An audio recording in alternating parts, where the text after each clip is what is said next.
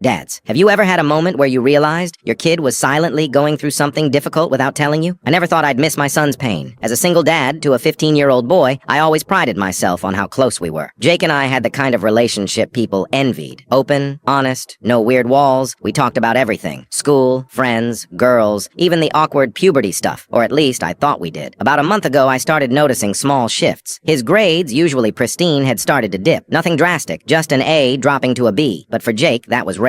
I asked him about it, and he gave me the usual teen response. Just a tough semester. Then he changed the subject. The real red flag came the weekend of his basketball tournament. Jake's team had made it to the finals, and he was the captain. He had been talking about it for weeks. Then suddenly, the morning of the game, he said he didn't want to go. Not feeling great, he mumbled, staring at the floor. This kid once played an entire game with a 102-degree fever because the team needed him. That's when I knew something was wrong, deeper than just school stress or being tired. That night, I passed his room and heard muffled sounds. I cracked the door open and found him sitting on his bed, hunched over his phone, wiping his eyes fast, like he didn't want me to notice. "You okay?" I asked. "Yeah, just tired," he said quickly, locking his phone and forcing a yawn. I nodded, but something about that moment stuck with me. The next day during my lunch break, I drove to his school. I told myself I just wanted to drop off a snack or something, but really, I needed to see for myself. I peeked into the cafeteria and scanned the room. There he was, sitting completely alone, poking at a sandwich. Across the room, his usual friend group was laughing, talking, tossing chips around like nothing was wrong. Not one of them looked his way. That image punched me in the gut. That night, while he was in the shower,